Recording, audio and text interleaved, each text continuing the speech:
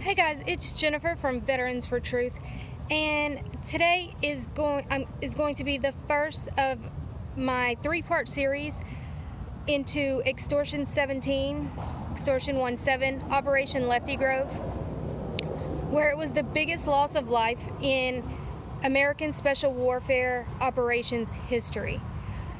We lost some of our bravest men in this one mission, August 6, 2011.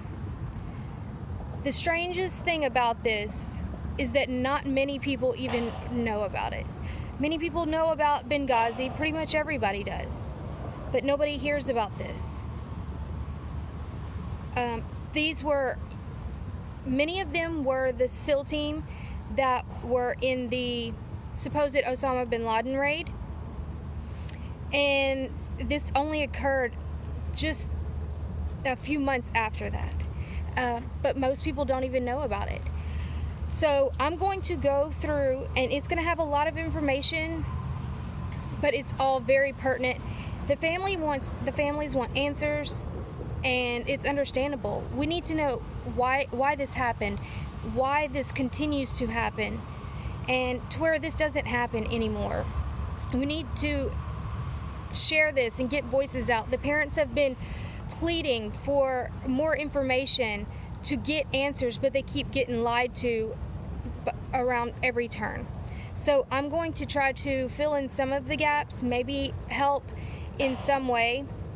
What I'm going to do is I'm going to start with a few clips from some of the parents, and that way you can get kind of a feel for what happened on that fateful night, and also a little bit about them. I'm going to start with Aaron Vaughn's father, Billy Vaughn, and then I'm going to show a few other ones, and then I'll be back to start with going through the history of how this all began. Okay, so let's get that started. What I want to talk about is what happened to the men on Extortion 17 that night. 17 Navy SEALs, 15 SEAL Team 6 Gold Squad, the most elite assault force the world has ever seen. 3 Air Force Special Operations, 5 SEAL Team 6 support, and 5 National Guard and Army Reservist aviation. And as Karen said, I tell you, I just got to where I took it for granted. Aaron would always come home. I did not expect my son to die the way he died. After the way he had trained for years and years before he was deployed, after the things that he had accomplished by being a Navy SEAL and the things that Navy SEALs do. I just think about in April of the year that Aaron was killed, the Alabama Maersk was seized by Somali pirates. These men fly halfway around the world in the middle of the night. 2 of them drop out of a plane in the middle of the ocean and are picked up by a naval ship to do the job that they do. Now, also dropped out that night were many other SEALs in the ocean and took boats. By morning, they had done their logistics, they'd done their intel, they were ready to wipe out the Somali pirate problem. There would be no Somali pirate problem today had they let the Navy SEALs go. But they were not allowed to. They almost were not allowed to take out the pirates. Did you know that? But we heard about the courage of the commander-in-chief. But I'm saying that to say this. That's who Navy SEALs are. My son was a Navy SEAL, and he was killed by an Afghan farmer.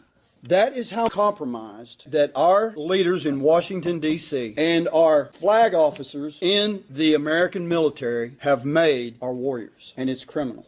For nearly 2 years, I don't know how many times Karen and I went to Washington, always on our own dime, always going around speaking on our own dime, just trying to tell people what we were finding out and what was going on.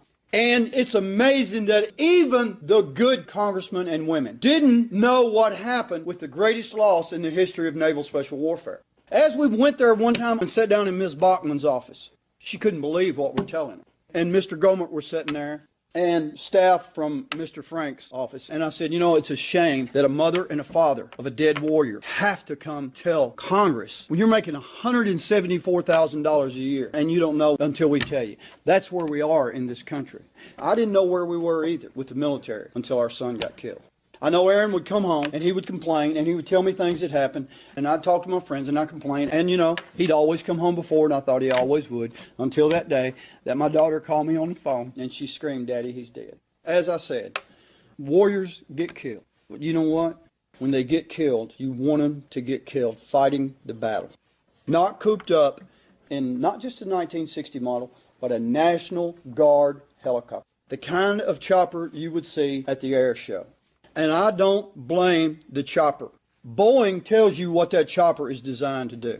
It's designed to haul cargo. And you know what? We speak and we talk about that chopper, and you'll always have somebody say, we've been flying on this chopper forever. We've been doing this forever.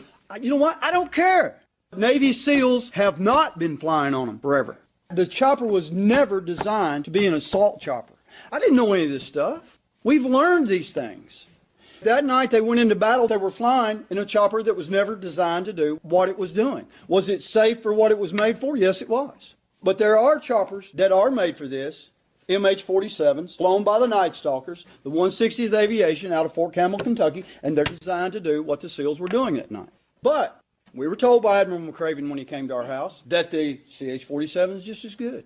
Well, Admiral, it's confusing to me then, because according to the military report, it says here that on June 6, 2011, 2 CH-47s went in on an op, and they had to abort because of RPG fire. But later that night, an MH-47 went in by itself and completed the mission. Well, I just want you to know that your son was comfortable in flying in those choppers and the way that we were operating. Well, Admiral, your own task force commander testifying under oath, when asked what's your comfort level with operating with general purpose forces and soft forces, sir, my comfort level is very low. We were afraid we're going to find ourselves in a situation like we're in right now. What does the Admiral say? He has no response, but it's lie after lie, lie after lie. And we really don't know if he was lying or if he really wasn't informed about anything that was going on. And I had spoken about the 3.5-hour firefight underway when they sent the chopper in without an escort, without any pre-assault fire. And he politely reprimanded me that day that the reason why there was no pre-assault fire is because the operation was over. The Rangers were in the questioning phase of the op, so there was no need for any pre-assault fire. All right, if there's not, then why do you have 30 Americans on one chopper, plus 7 Afghans? Let me tell you what a SEAL from SEAL Team 6 told us. He's on a different squad, but he met with Karen and I, and I'll tell you what he told us that night. He said, I can tell you right now, if all those guys crawled on one chopper, they knew something bad was going down. We had an Army Ranger tell us, Mr. Vaughn, that night we were watching from the Advanced Operating Center the op take place, and as the chopper went in, the Rangers were still taking fire when the chopper was shot down. A few months later, that same Navy SEAL who had told me, he said, I'll get information from a guy that's a good friend of mine that was in theater that night. He called me and he said, I'll tell you what I found out. The reason why all the SEALs got on one chopper is because the intel they had and what they were watching, the landing zone was so hot that they knew the second chopper wouldn't get in. So they took the risk all to get on one chopper. Now that's who SEALs are, okay? But when they do something like that, they need to have the equipment to make those decisions. Because let me tell you, you may think what I'm telling you is crazy about what I just said, but I know my son. You could not have kept him or any of those Navy SEALs off that chopper that night if they knew they were needed. And that makes it that much worse when you give them crap to fight with. Coming in, according to the military, 30 seconds from touchdown, flying at 58 miles an hour, that an Afghan farmer, now the military called it a lucky shot. No, it wasn't a lucky shot. It was a calamity because of the way we're operating in Afghanistan. The first newsman that came on, Karzai reported. Why did Karzai report? Why was he the first one to know that? Why do you think? When Aaron came home from Afghanistan in 2010, one of the things he told me is, Dad, when we go out on an op with the Afghans, we never tell them where we're going until we get there. Because if we do, the enemy knows. A lot of times when we get there, they won't fight with us because they're friendly with these people. And Dad, they're always loyal to the highest bidder. Now, since Aaron died, we've heard from other SEALs, from SEAL Team 6, retired SEALs. One, Mr. Vaughn, our greatest fear is getting shot in the back of the head by one of our Afghan allies at night when we're on an op. We've told our leaders, but they won't listen to us. Mr. Vaughn, we've been telling our leaders forever, one of these nights a suicide bomber is going to get on one of these choppers with us. We know the Afghans, but our leaders tell us we're not being logical. Now, we were given a disc when we left a debriefing in October, where we were told we were trying to win the hearts and minds and being too aggressive and all that stuff. Well, when we left there that day, I heard two things that upset me very much. One, that they were on a National Guard helicopter, CH-47, built in the 1960s instead of an MH-47. And I asked the question, why were they not on an MH-47? General Jeffrey Colt, we don't have enough because of the stepped-up operation. This was at the same time that President Barack Obama was telling everybody we're slowing down operations in Afghanistan. Well, to us, they were, because conventional forces were slowing down. But the special ops forces increased during the same period of time. From 2009, when President Obama took office, about 56 a month special operations missions. By 2010, they were averaging 186 a month. From August of 2010 until July of 2011, a month before Extortion 17 was shot out of the sky, the average monthly special operations missions in Afghanistan theater alone was 335 a month. The after-investigation report by General Jeffrey Colt says the number of missions exceeded the number of able and capable aircraft to carry these special operators on their missions. The fact that they were on the wrong chopper, and the fact that when they were shot down, that the most lethal air weapons team the world's ever seen didn't fire because of the rules of engagement. That was the statement that General said, because of the rules of engagement. I asked it 3 times. Are you sure it was because of the rules of engagement? Yes, because till the 3rd time Karen said, he's already answered your question. Well, when I left there, I began to call congressmen, most of who did not return my call. Congressman Allen West, Congressman Stephen Fincher, Congressman Tom Rooney of Florida, I did talk to. And Congressman Rooney was our congressman in our district at that time. So I told him those things. And several weeks later, his staff called and said he's going to a classified meeting of the House Arms and Service Committee. And West was also there. And he said he's going to get answers to your questions. Right before Christmas on 2011, I got a handwritten letter from Rooney. He did not address the chop at all, but the rules of engagement he did. He said, Mr. Vaughn, I found out that it was not because of the rules of engagement. It was because they did not know where the shots came from. And I knew that that was an outright lie. At that point, I called SOCOM and talked to the man who worked under General Jeffrey Colt. He's now colonel. He was a lieutenant colonel then, and asked him again to tell me what happened that night. And he went through it again and said, yes, because of the rules of engagement, they didn't take him out. I didn't tell him that somebody had lied to the congressman. I called the admiral over naval special warfare, told him what the congressman had said. I said, why would they say that? I don't know, Billy. I said, you were there. It was because of the rules of engagement. He said, Billy, you heard the same thing I did. I don't know. I didn't know what to do now. So I sat there for 2 weeks through the Christmas in January of 2012. And one of the other families, a man in that family, he said, you need to look at that disc. Well, I went in there and put the disc in. I began to go through the disc, and it was so much there, so I printed it out. And like I said, it was about 1,300 pages. Another 250 pages totally redacted, totally blacked out. But what is in that you can't believe. I'm not a military expert. My wife, who knows less about military than I do, she uses the illustration that in any Western movie or any cop movie, when somebody's moving from one place to the other, they lay down suppressive fire. Cover me. They weren't allowed to have any pre-assault or suppressive fire that night going into a hot landing zone. But one of the first things that I came across, by this time, the leaders in Afghanistan are standing before General Colt and testifying under oath and telling them how we operate in Afghanistan. And they say that we operate with the Operational Coordination Group of Afghanistan. It's made up of the Afghan National Army, the Afghan National Security Ministry, and the Afghan National Police. These guys have eyes on every special ops mission that takes place in Afghanistan. They have the eye zone, they have the intel. The only thing they don't have is they don't know where we got our source from. Everything else we give them. We give them the flight routes. We give them where we're going. In fact, we have to clear the ops with them. They have the authority, although they almost never do, to squash the op. So, in theory, we have lent our special operators out to the Islamic Republic of Afghanistan. Now, we have a president who has done this, and he needs to be put in the pen for that. But also, we have a Department of Defense, and we have high-ranking military leaders that ought to risk their career and say, I won't stand for this. Because the flag officers are sworn to uphold the Constitution. They are not sworn to keep allegiance to the Commander-in-Chief. And they are not doing their duty to this republic or to the warfighters on the ground and in the air in Afghanistan.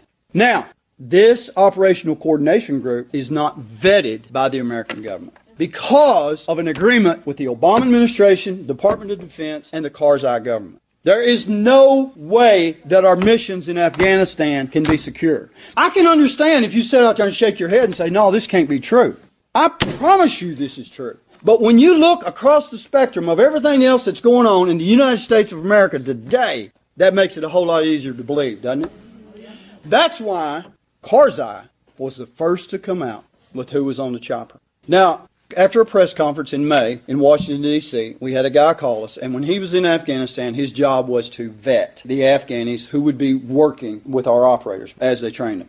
And when I asked him about the Operational Coordination Group, he said they're the military's greatest nightmare. We're not allowed to vet them. We're not allowed to ask any of them questions. They have a building on a base right next to wherever our buildings are. We're not even allowed to go in their building and see what's going on. Also, our military knows that the Operational Coordination Group is infiltrated with the Pakistani secret police. They know that. As early as 2009, the American ambassador to Afghanistan made the statement that we believe at least 25% of the Afghan National Army is infiltrated with Taliban. Yet we continue to operate the same way. On May 1st, 2011, Aaron called home on that Sunday night. He says, "Dad, we got him." I said, "Got who, son?" "Oh, Dad, I can't tell you over the phone. Think about it. We got him." He said, "Go in and turn on Fox News. In about an hour, they're going to report it." They don't know what they're going to report yet, but they are going to report it. Well, I don't know if any of y'all remember, it was Geraldo that night who was on, saying, "Oh, something's big's happened. I don't know if we declared war on Libya." And all of a sudden he says, "What if we've got bin Laden?" The next day, Joe Biden outs the Navy SEALs. Aaron calls home, tells his mom, get everything off social media. There's chatter. Our lives are in danger. Mom, your lives are in danger. All the family special operators' lives are in danger because of what's happened. Secretary of Defense Gates comes out and says, "We all agreed not to tell the details of what went down, but on Monday morning." On Monday morning. I mean, come on. Who are these freaking people? On Monday morning, it's like some kind of cheerleader at a high school with gossip. Less than 12 hours later, after Obama has been on TV, Uncle Joe comes on and tells, why? Why do we have to know? Why do we ever have to know what SEAL Team 6 or any other special operators have done? That's part of the mystique of it. Who was it that did it? We don't need to know. But he does because he's an idiot. And I tell you what, that guy should have had his teeth knocked out when he walked up to Charles Woods, Tyrone Woods' father. When that man is grieving his son, he walks up and says, "Boy, your son really had some balls." I mean, come on. Now, Biden didn't show his face at Dover when we met Obama and Leon Panetta, who, by the way, outed SEAL Team 6 also on Aaron's birthday, June 24th, 2011, at a speech where Hollywood producer was present, 264 pages that's now come out for the Freedom of Information Act. It was covered up by the Obama administration to not let this information get out until Panetta was out. But now it's out. And McCraven and other special operations leaders expressed their concern. In fact, McCraven went and talked to the families of the men who were on the bin Laden raid and told them that he was worried about this. But this is how they protected the families. If you see anything suspicious, give us a call. Now, I mean, they tried to shut me up and Karen up when we were on the Today Show, and I made the statement that there are wolves in Washington, D.C. that are getting our sheepdogs killed. And they didn't like that. And I and her, who know nothing about operational security and what's going on, were told that we were making it unsafe for the SEALs. But Biden is still the Vice President of the United States. Now, the things that we began to find out as we moved along, right out of the report, everybody on the flight manifest was who they were supposed to be, except for the 7 Afghans on board. We don't know to this day. But when McCraven came to our house, he brought with him a senior enlisted advisor. And I asked that question. I said, must not have been a very big deal. McCraven sat there, stone-faced, silent. The senior enlisted advisor said, "Mr. Vaughn, it's a very big deal. That should have never happened."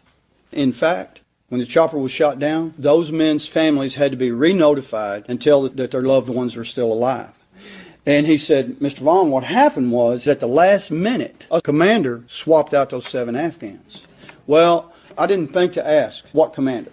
But he kept right on telling us things that we didn't know, because we didn't know what to ask about that. But he went ahead and said, "Mr. Vaughn, Ms. Vaughn, I also want you to know, at the ramp ceremony at Bagram Air Base, the rest of your son's squad was terribly upset and mad because an Afghan was allowed to speak at the ceremony."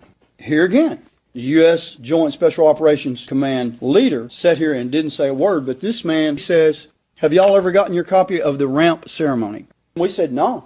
He said, "I'll make sure you get one." A couple weeks later, Karen emailed him, said we hadn't gotten it. He said, "You can't believe how much red tape I've had to go through." He said, "I'll tell you what I'll do. I'll send you mine." And he overnighted it. And we got it. But back to the 7 Afghans. I didn't ask what commander. So I called SOCOM. This colonel, who I'd spoken to several times, told him what the senior enlisted advisor had told us. And I said, do you know who the commander could have been that swapped out the 7 Afghans? Now, this guy worked under General Jeffrey Colt and was on the investigating team in Afghanistan for about a month from the time of the crash until they brought the families in on the 23rd of October. He says, Mr. Vaughn, we didn't know that happened. We were never told about the 7 Afghans. And he said, that's very puzzling because the 7 Afghans that should have been on the chopper would have been the ones that your son and his team was training. And I don't think they would have wanted to swap them out for anything. So today, we still don't have that answer. We've had many people wanting us to shut up. But the war fighters on the ground, please keep speaking. Please keep speaking. At the same time, our military budgets are being cut like crazy. We're giving billions to our war fighters' enemy. We are fighting the Taliban, who is Al-Qaeda in Afghanistan. That's the words of the military. The OCG, they talk about the 3 groups. In Afghanistan, they say the Taliban is Al-Qaeda with the Taliban hat on. They talk about the Haqqani network, and they call them the most, and this is in 2011 when this is written, right after the crash, being the most lethal network that our warriors fight in Afghanistan. But September of 2012, Hillary Clinton finally made the decision, under much pressure, to name the Haqqani network as a terrorist group, when our warriors have been fighting them for years in Afghanistan. It is unreal how we are being deceived by our leaders in Washington about what our warriors are coming up against and what is going on in this country. The taxpayers are arming the enemy. The families of the men and women over there fighting, their taxes are arming the enemy that their family is engaging. The things that are going on are beyond belief. There were times when Aaron and I would be alone and he would tell me things that went on in an op about something that they did or they had to do. And a question would race through my mind. Is there maybe something you could have done different? But I would quickly catch myself because never did I want to put one inkling of doubt in my son's mind that the next time he deployed, he might think, Dad said, and it might cost him his life. But what has happened is our commander-in-chief, our flag officers, our JAGs have put that doubt in men's and women's minds by having them second-guess themselves over and over again about whether they should engage the enemy or not. Let me tell you something else. Not only are we arming the enemy, which is against the law, the rules of engagement that our warriors are forced to fight under, just like the air weapons team that night who did not take out the man. Every time they fire a missile or they use those lethal weapons, they are investigated. We've heard it over and over again from the men on the ground where they can't get approval to take the shot to engage the enemy, even though the enemy is engaging them. The rules of engagement are not laws. They are rules that are set down by the commander-in-chief, that are enforced by the JAG, and our Uniform Code of Military Justice is not any kind of a justice system. It is a penal system that is set up to find a warrior guilty. It is not by the Constitution a jury trial by your peers as ours. It's a panel of military leaders who have said that they intend to find this man guilty. Where you and I will have to be proven guilty, the man who breaks the rules of engagement is guilty until proven innocent. Now, the same families, the taxpayers who are sending these war fighters over there are the same families financing the Uniform Code of Military Justice. And I'll tell you, it's backwards and it has to be stopped. The men and women who volunteer to go over there and fight, the minute they sign their name on the dotted line, give up rights to the Constitution, but if they're out in the field and instead of killing the terrorist, they capture him, that terrorist gets rights to the Constitution, and the moms and the dads and the wives and the brothers and sisters and the sons and daughters who pay taxes at home pay for the lawyer for the terrorist. Now, yes, we're arming the enemy. We are allowing an Afghan farmer to take down SEAL Team 6. I mean, we allow them to take down men that if they're on the ground or they're on the sea, they control the environment. But we put them in a situation where they are totally depending on somebody else to keep them alive. And the ones that they depend on to keep them alive are those above them. And they have failed them, and either it's because of incompetence or complicity, the results are the same. Now, if you were driving down the highway and you were driving too fast and you run over somebody on purpose and nobody knew it, or you ran over them accidentally, you'd be treated the same because the results are the same. And that's what needs to be done with these people in Washington, D.C. It has to be done or we're going to lose our republic, because if we lose our military, none of the other stuff makes any difference. If we lose our military, it's over. And our military is being demoralized every single day. Robert Gates has just come out with a book that has validated a lot of the stuff that Karen and I have been saying for 2 years while people have been asking us to shut up. But I wish Mr. Gates had to come out with it when he knew it was going on. But the cost was too high, he decided back then to come out with it. But think of the families who would not have sat around Christmas dinner this year with that empty seat there where mama or daddy will never occupy it again. Think about the families with the hole left in their life. Let me tell you something else. The very fact that like-minded people in this room cannot agree whether Snowden is a traitor or not shows you what kind of shape we are in this republic. Because I'm on both sides. Because our government is out of control at every angle. And it's not just Obama. It's the left and the so-called Republicans. When John McCain stands there and calls Ted Cruz a wacko, if he'd have called Barack Obama a wacko, he might be president today. But he only makes nice with Barack Obama. And then the Republican Party, we have the loser John McCain in 2008. And who do they give us in 2012? The loser to the loser from 2008. I don't know what the answer is, but the answer is not the Republican Party anymore. The answer is not Washington, D.C. It's a cesspool. It's a place when you go into it, you can almost feel a giant sucking sound as you see everything around there being built up, looking like a rich kingdom because the money is being taken from the 50 states in the Union. Their power has to be taken from them. Time is short, folks, or they're going to have us all. Thomas Paine said, if there must be trouble, let there be trouble in my time so that my grandchildren can live in peace. Let's have trouble now. If that's what's coming, we can't stand and talk much longer because they're running over us. They don't care that we talk anymore. A few years ago, they kind of stood up and listened and defended themselves when you talked about voter fraud. Today, they don't even care. They know there's voter fraud, but they're rolling right on because their agenda is coming fast, and it's coming quickly.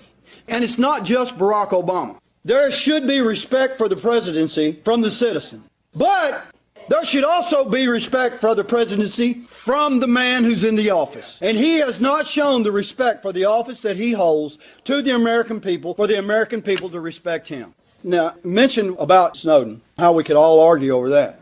You know another dilemma we have? Or I did. When we were about to attack Syria, and I see President Obama's statements and John Kerry's statements and Vladimir Putin's statements, I believe Vladimir Putin more than it's just. And in Syria, we're sending money to Al-Qaeda, and we're arming Al-Qaeda with weapons that can be used on our warriors in Afghanistan. Now, I'm telling you something, folks. This is not a political snafu.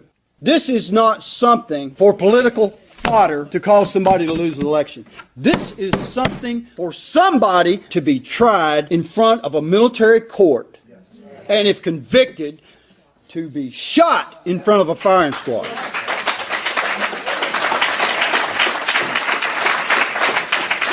I don't know who it is, but I've got a suspicion that it goes right to the Oval Office. But there are many in line that know what's going on, and they know they're breaking the law, and they know it is endangering the lives of men and women who have volunteered to go and fight for this republic because they love this republic more than they hate the enemy that's in front of them. And I'll tell you what, the people in Washington, D.C., or in the military who are allowed for this to be going on, they need to be charged, and if they can be... Now, I don't know how we do it. I don't know how we do it because we don't have a leader who has the guts to stand up and call it what it is. What do we do? And here again, it's the truth. It is the truth. It's hard to believe it's going on, but it's the truth. But tonight, I want you to take the things that I have told you and make sure that I have told you the truth. And if I have, then we as American citizens must act. We need the United States of America to stand up here and help us out to get some answers. Michael was home in June before he left to go over there, and the first time that he was in almost 8 years, he was with SEAL Team 6, almost 4, he grabbed me by the bicep, and he said, "Dad, I got a will." I said, "Mike, what are you talking about?" He said, "Dad, I'm not effing around." The next day, we went over to his friend's house, and they had a pool and a big party. It was his birthday, June 6th, and he was saying the same thing. He grabs me. He says, "Look, Dad, I'm telling you, I got this will written out." I said, "What's going on? You all right?" And he just looked at me. I said, "Get out. What's going on?" And then the last time I seen him was at the end of the party, and he grabs me again, and he says the same thing. And then he stops in Fishtown at Aunt Maggie's house, my sister, and he talks about the will. My sister says, "What's going on, Michael?" He said, "Something's going on with the team.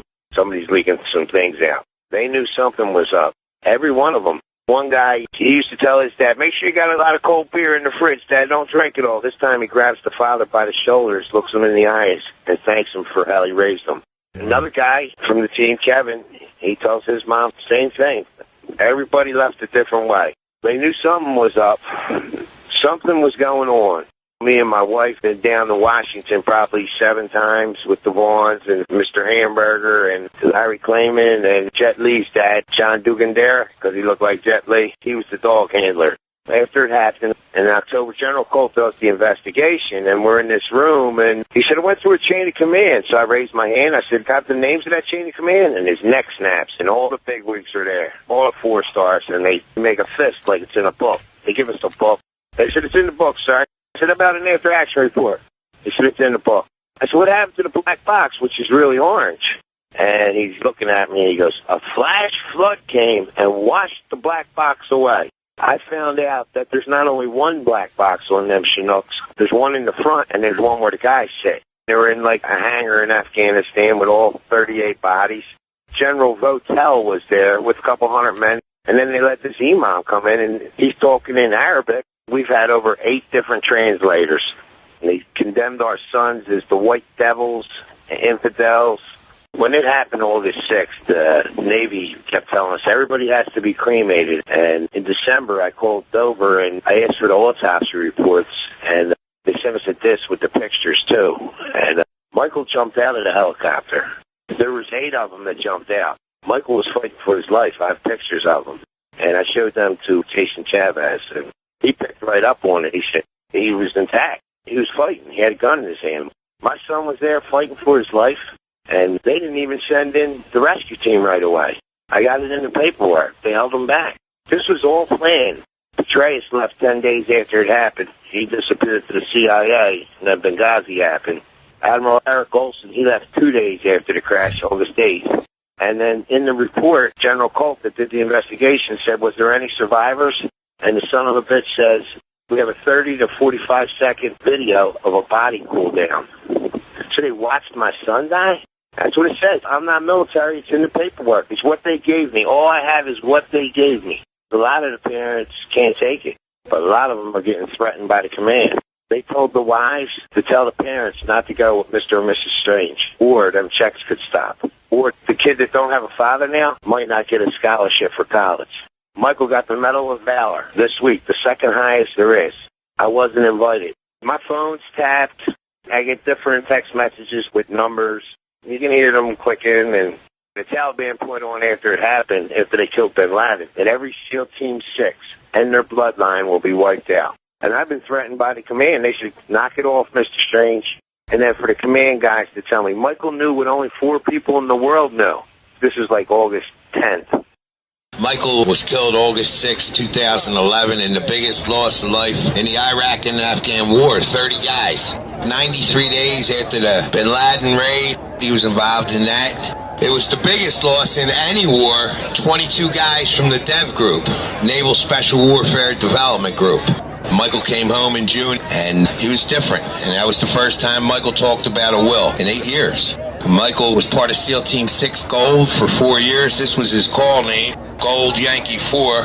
When I started asking questions, me and the Vaughns and a couple of the other families, the NSA started tapping my phone, went into my computer, started following us, and we won the first case in the history of America against the NSA November 18th with Judge Leon. Our lawyer was Larry Klayman.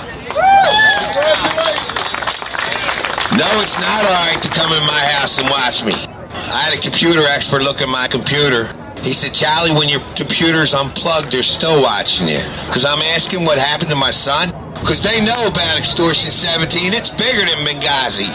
It's bigger. 30 guys, 22 of our best SEAL Team 6 guys get killed 93 days after the bin Laden raid. You know what they told me happened to the camera? The drones? They had a glitch on him when my son got killed. They put him in a 1960 helicopter, refurbished in 1985. Ask any SEAL how many missions he did in a Chinook helicopter. My son was never in a Chinook until he got killed. There's something wrong. I just went to the Pentagon 2 weeks ago for a closed-door meeting, me and my wife. We met with Mr. Gary Reed, head of the Department of Defense. I said, Mr. Reed, May 10th, 2011, 100 Taliban are coming from the blank Providence to the Tanzine Valley to shoot down the coalition force. They knew. No. I said, Quarry Tahir, high-level Mark, knew SEAL Team 6 was coming. He moved to a different village. You can't believe everything you read on the internet, Mr. Strange. I said, sir, the only information I have is what you gave me, the 1,300 pages. They just didn't know my wife was going to figure out how to download the disc. So I pull out Exhibit 89. It says it right here, Mr. Reed. You didn't read the 1,300 pages. And Mr. Reed's pretty slick. He's programmed. His one sentence is 5 minutes long. You can scream at him, yell at him. I said, you didn't read the 1,300 pages. You know what he said? He said, I watched your press conference. I read a book one of the families wrote, and I read the 25-page summary.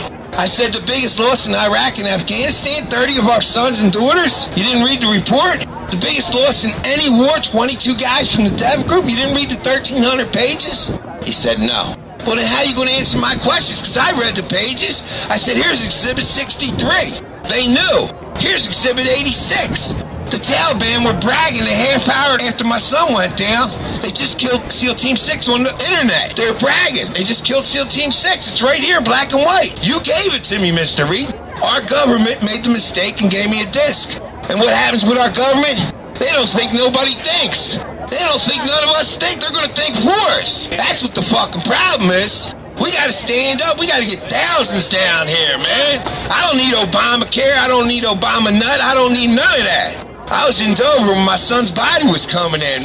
Obama grabs me by the shoulders. He says, Michael changed the way America lived. I grabbed Obama by the shoulders. I said, I don't need to know about my son. I need to know what happened. I said, is there going to be a congressional inquiry about this? He said, Mr. Strange, we're going to look into this very, very, very deep. That was August 19th, 2011. 20 minutes after that, Leon Panetta, Secretary of Defense, he comes up, shakes my hand. He says, Mr. Strange, I'm going to ask the same questions. I said, you're going to ask the same questions? You motherfucker, you the Secretary of Defense? That's when they asked me to leave for a little while.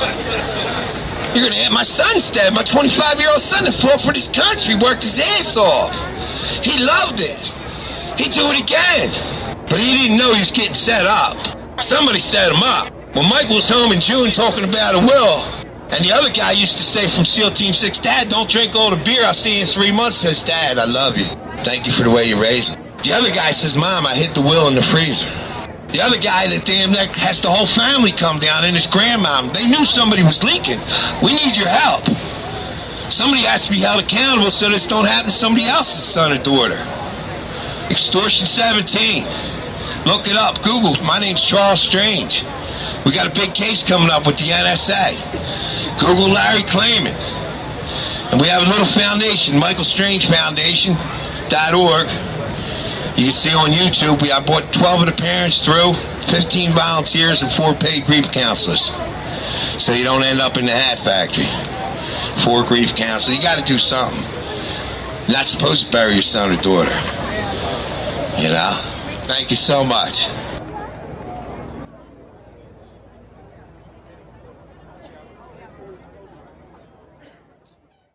Alright, hey guys, I'm going to start with a little bit of an overview. Like I said, take you back to the early 80s where everything really started. And here's the thing, it's been proven time and time again with all of these said terror attacks and the war on terror that essentially can be extended from any country to country and any length of time. And that's what the U.S. and our allies actually, that was their goal. We co-created this fictitious phantom enemy, which we call radical Islamists. No matter how peaceful the world is, there's always going to be that strange incident where it's going to rattle peace, and the word jihad, radical Islamic group, it's going to flash across the television. We're going to see terror, radical, groups in Al-Qaeda, Al-Shabaab, suicide bombers, missile strikes, Navy SEALs, etc., etc. Their ratings go through the roof of all of these channels, and these morons on these MSM channels are the owners of these, are actually the shareholders in these same TV networks.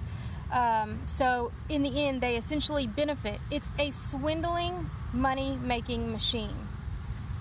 You could even ask Sheikh bin Talal, who is one of the richest billionaires in the world, besides for the trillionaires, but and ask him where he puts his money. His answer is going to be AOL, Time Warner, CNN, News Corp, such things like that. But here's the thing. Across the board in all of my research, there's always been a common thread. With all of this extensive research that myself and others have collectively done, we've seen there is a central theme when it comes to any international significance between the U.S. and other countries. And what this is called, it's a software called Promise. Some of you may have heard of INSLAW, and that had to do with this. But Promise software was used on 9/11 and during Iran-Contra scandal, Whitewater, the Lewinsky scandal, the American airline puts from 9/11, Silverman Properties, Silverman Brothers, the Sullivan Brothers, and by BCCI, which you're going to hear a lot about. That's the Bin Laden construction company. And that's why the Echelon project, the Echelon project also uses this. So from every single electronic communication, it all connects to the supercomputers, which are in Australia, New Zealand, Canada, France, England, Finland, Switzerland, Sweden, and of course the US. So with a lot of digging and connecting dots and such, a Promise software, we figured out that the whole thing is all about international bankers. All of the wars, all of the situations that happen, it's all about the money. But here's the thing. With this particular software, which was it an Intel creation from a man named Michael Rowan, I can't even say his last name, but he sold it to the Mujahideen group, and that's where the name Osama bin Laden was created, essentially. Everything from 1979 onwards really has been scripted. Who did it and for what purpose is what we're going to talk about. And what they really did was they created this clandestine system, which they have access to a slush fund that for all operational war zone needs. So that's why we are in a perpetual state of war at all times. Right now, the fund is worth about $27.5 trillion. This is government borrowed. The government borrows the funds, and which technically is just taxpayers' money. And they tell us that, the money is being borrowed for this and that and whatever, and we pay 3 to 7% interest on top of the principal, which will never get paid back. So, with so much debt, they came up with this ingenious, kind of plan. But anytime you hear that the government is going to increase the debt ceiling, that's going to mean we have exceeded that limit on those bonds. And that's what protects us, whatever. And so right now you're probably thinking, holy crap, I thought we were talking about Operation Lefty Grove, Extortion 17. Where are you going with this? You're crazy. I understand, but to understand this entire, all of it, you have to start from the beginning. Okay? So with the U.S. or any other government that is within our allies and stuff, says that we increase the debt ceiling, we're going to have to exceed the limits on those bonds, like I said. Which would essentially, increase the borrowing by the U.S. allies. We would exhaust that in about 14 years. So what they did was they created this software. This pro-Osama bin Ladenism, years of interest principle, by creating these things called spider bots. What these do is regulate the world's economic stock exchanges at will. They can, in a nanosecond. And this is the same software that was in play for 9/11 with Larry Silverstein, the one that owned the Twin Towers, World Bank, IMF, Incorporated, FEMA. Like I said, the put options that were on American Airlines and United.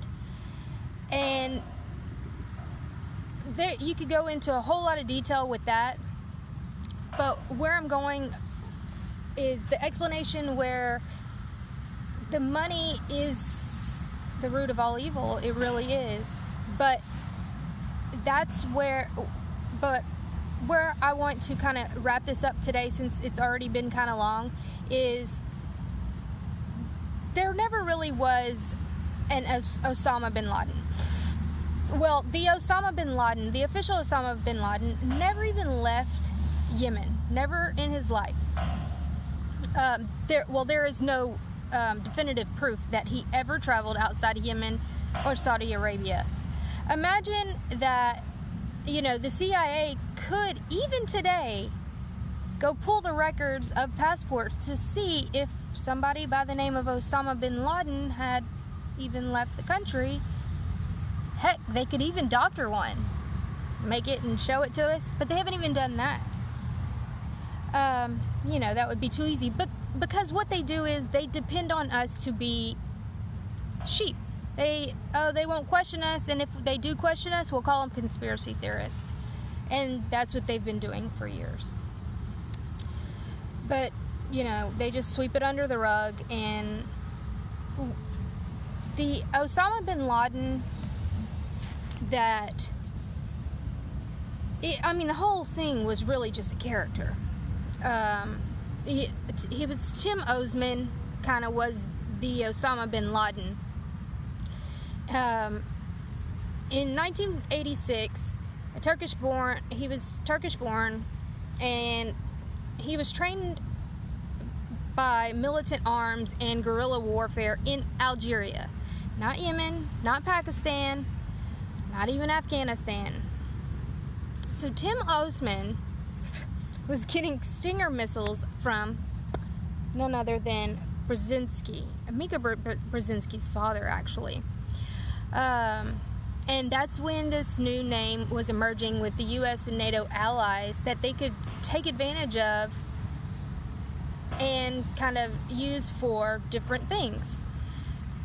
That was Osama bin Laden. And what they did was they created this elite team of 10. Ronald Reagan crafted these to take down the USSR, to economically destabilize Russia.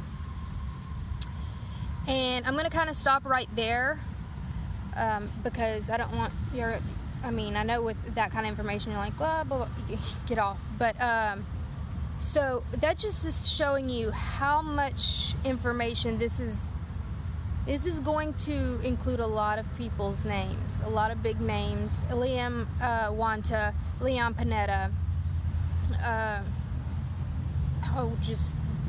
Hillary Clinton, the Bin Laden family. There really is a Bin Laden family, and that's why it really is confusing. But the Osama Bin Laden was not this huge, like, president of some group called Al-Qaeda, okay?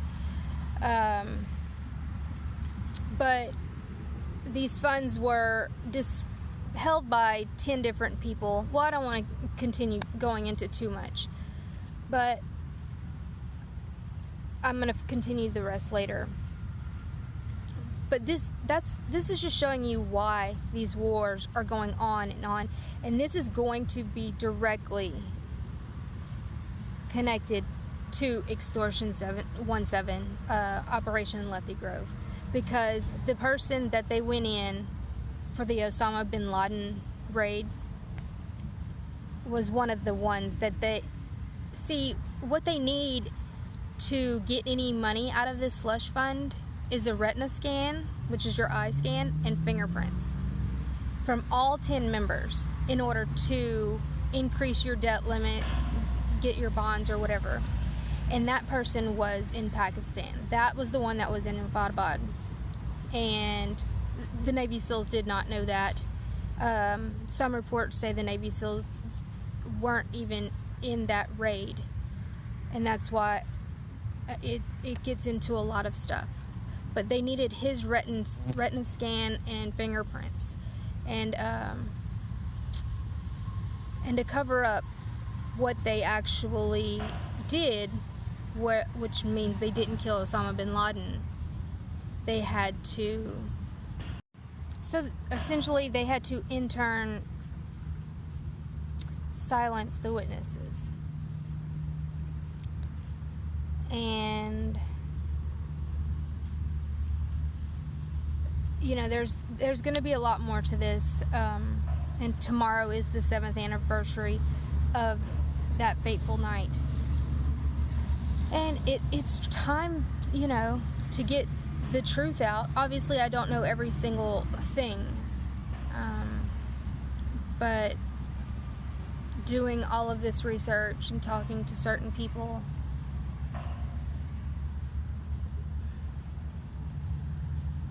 you know, it's terrible. And we lost some of our bravest men. Gold SEAL Team 6. You know, like, we cannot let this kind of thing continue. It's just American sons and daughters being used as cannon fodder.